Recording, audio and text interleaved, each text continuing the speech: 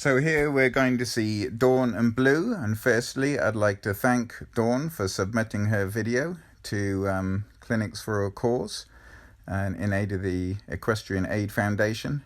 A lot of people doing some very good work, and I'm very pleased to be a part of that. As I said, we're going to see Dawn and Blue. We'll have 2 rounds here. One looks like it's in the main arena in Kentucky in a shortened ring, and the second in an indoor arena. But we're going to watch these 2 rounds through, maybe a pause between round 1 and round 2, and then go back over and have a second look, thinking about some of the things I've seen. So I'm going to start the video, and we have a nice canter, nice natural canter. Looks like we're riding in a long shank hackamore. Nice straight approach to the first jump, rewarded with a nice jump with the horse that lands, same canter coming away. Maybe turned a little early to fence 2, thinking that we're having our bending line to the right. I would like to see a squarer jump there and then make that turn, just so that you get to maintain that canter. You see it's starting to get a little fussy now, which just creates a little bit of a big jump in there. However, he slows down nicely, jumps a nice jump out of that 5 line. Here we get to regroup a little. The turn helps us. Off of that right lead, just gets a little bit strong. But again, he rides up the line nicely, cantering away to the left. Here I would just allow him to canter a little bit more around the top of the ring so we could steady to that jump. He's listening nicely down here. You're getting to slow down out of the line, and there's a long way across that ring, but he rode nicely.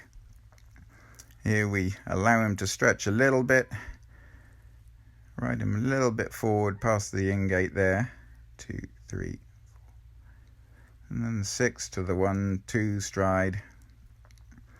A little bit quick towards the end there, but expected with a thoroughbred. They tend to build as the course goes along, and that's something we'll talk about. He started out in a nice canter, nice rhythm. As the course goes along a little bit, it looks to get a little bit stronger, a little bit harder to manage.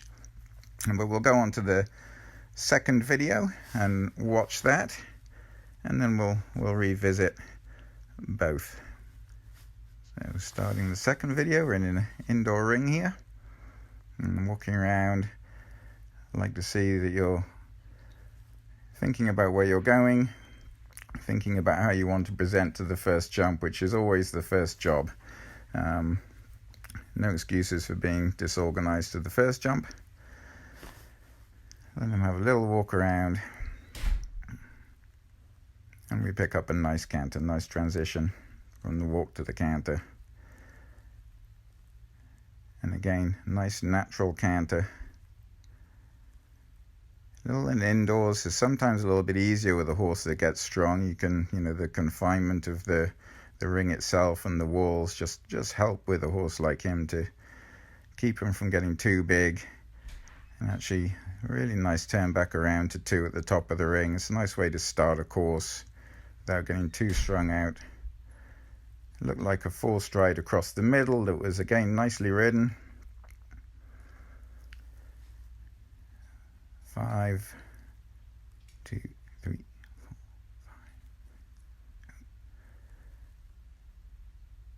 5. Right hand roll back around to the in and out. Allowed him to go left there, which makes this turn just a little bit more acute than it needed to be. However, he balanced nicely up for the vertical at the end of the ring, and again listened nicely in the line, jumped a really nice jump there, and that was the end of that round. So one thing I do notice there was it looked like it was possibly a power and speed course. We jumped about 8 jumps there, so the fact he pulled up indicates maybe we had a time fault or 2, but educationally I don't mind that. But I'm sure there are a couple of areas that you could have saved a little bit of time without having to rush him, and still fallen within the time allowed of the power phase. So now as we go back to look at these 2 rounds again, there are a couple of things that we can be looking for having watched them through once. One would be maintaining as much of a rhythm all the way around the ring and around the course as we can keep.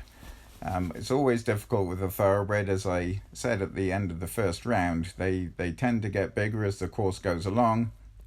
That means that we have to be riding more, slowing them down more. That then, disrupts that rhythm, and there are places where we have to, allow them to go forward just to keep that rhythm up and allow us then to steady them when we need to. If we oversteady, a couple of things, occur from that.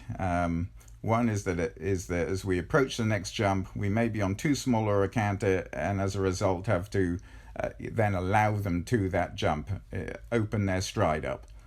That will mean they'll land, be a little more off balance, and be stronger on the backside, and then we're back to square one. Secondly, time fault issues, as we saw in the second video. If we're maintaining that canter and maintaining control, but we're going a little too slow, then we'll run into issues on that end as well. So it's important to find a rhythm and a pace and a track around your course that suits your horse. So as we start these 2 videos again, we'll keep an eye out for these, and I'll pause the videos here and there just so we can discuss it a little bit more as we're watching. So now we're back at in Kentucky, jumping our first course outside. As I said, I like this approach. It's nice and straight, jumped out of rhythm, and there's an example of where you have a horse that lands with the same canter he approached the first jump with. Here I want you to note that you jumped that jump a little left to right, and I am going to pause the video here.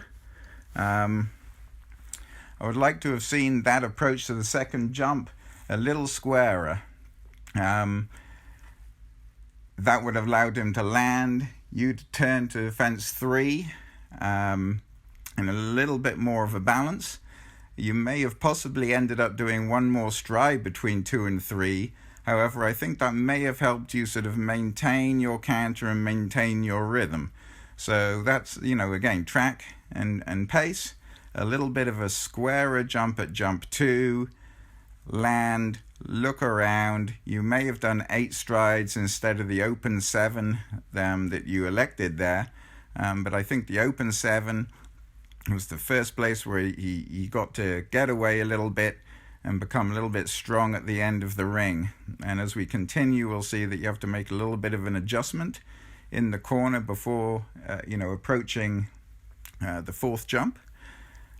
So just some little things there. Just by jumping the second jump nice and straight, you'd have created a bit more of an acute turn, which should have balanced him more naturally. As I said, you may have done 8 sides instead of 7, which time-allowed wise wouldn't, isn't ideal, let's say, but rideability wise and keeping your horse in one rhythm, he would have jumped there just as well, I believe. However, ridden around the top of the ring, and then when you get to this corner where he's a little bit fussy, that's almost where you make up that time by doing the 8, because by having to slow him down and readjust and re-establish your canter, that's usually where the time faults come.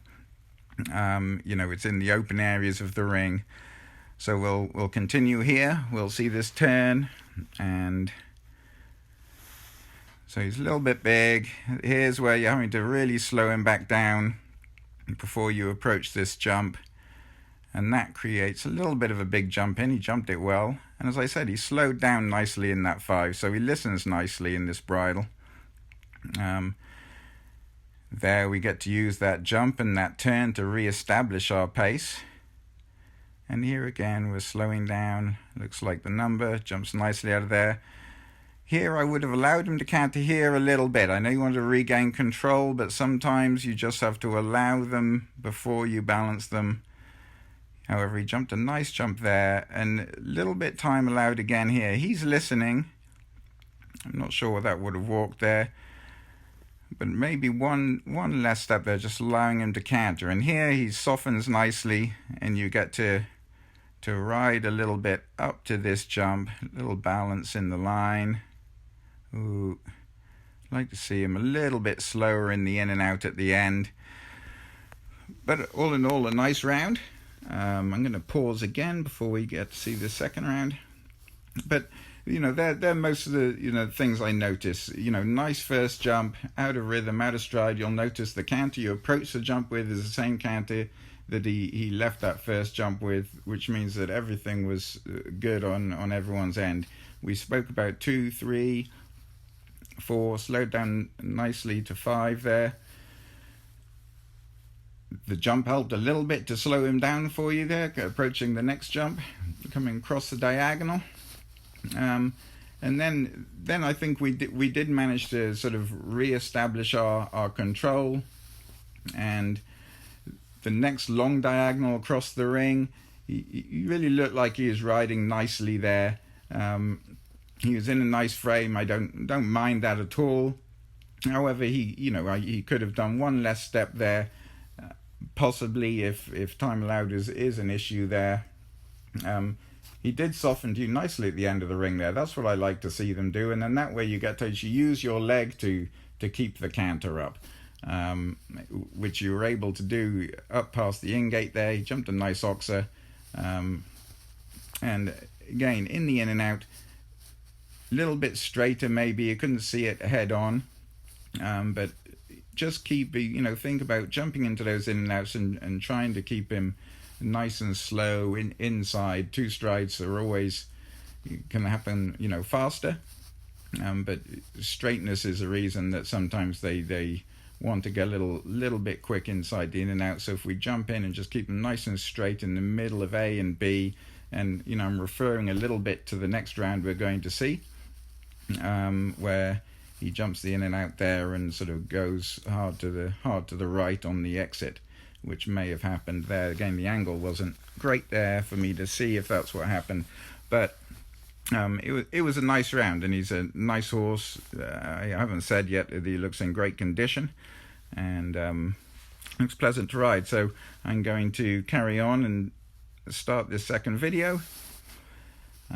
Thinking about some of these other things. Again, it's an indoor ring, a little bit easier on a horse that wants to get big, as I mentioned before. One little note also, maybe that I would like to see your reins a few inches shorter, and that you carry your arm so that it's almost like an extension of the rein. You carry your arm sort of forward, just a little bit. That way, when he does get strong and low, you haven't got. It's a little bit of a quicker reaction to get that control back that you need. So that's a nice first jump, and we're cantering around the end of the ring. And here I'm thinking, the turn itself helps balance and slow the horse. Looks like a nice second jump from here. 1, 2, 3, 4. Nice in the 4 stride. I can't see you here, but coming around to fence 5 on this left lead. And again, here's an example of where the turn helps him. He looks relaxed today. You notice there, really comes to the right on the out. He gets big in his stride to create an acute turn there.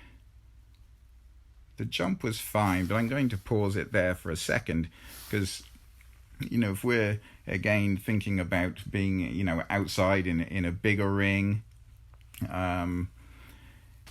if you'll notice at B of that in and out, he actually jumps the darker brown stripe all the way to the right of that standard, which means he lands, he continues to go right with you.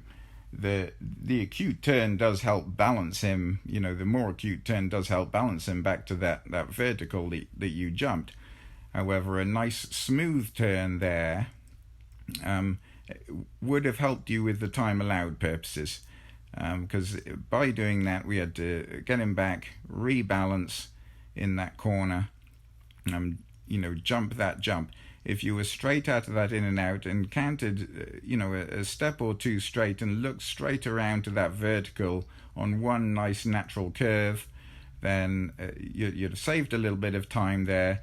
You'd have been educating him on kind of maintaining one rhythm, which in thoroughbreds I think is important. It's hard to rebalance a thoroughbred, once they're unbalanced, sort of mid-course or towards the end of the course. So, all about maintaining a horse's canter regardless of what breed they are, as we go around the ring, and the course designer's job is to test our balance and our rhythm and all these things. So again, that note I just made is more referring to when you're outside. Keep that straightness, keep that control, even as you're over the jump and on that landing step. As soon as he gets to sort of go left or right, he looks like he likes to go right a little more, then automatically your presentation to the next jump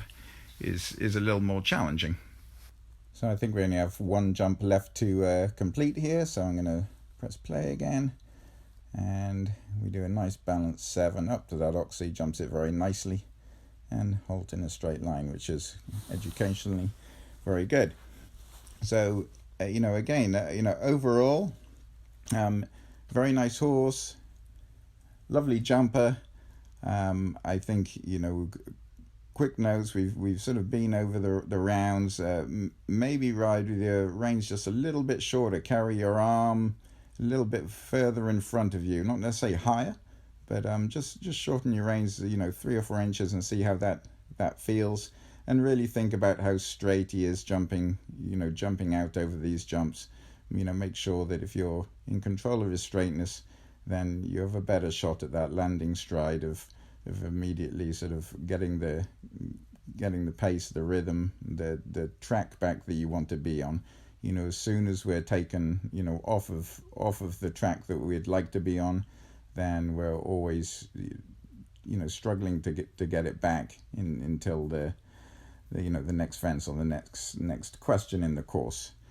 But thank you again for submitting your video, and we'll look forward to hearing your feedback. Okay, bye-bye.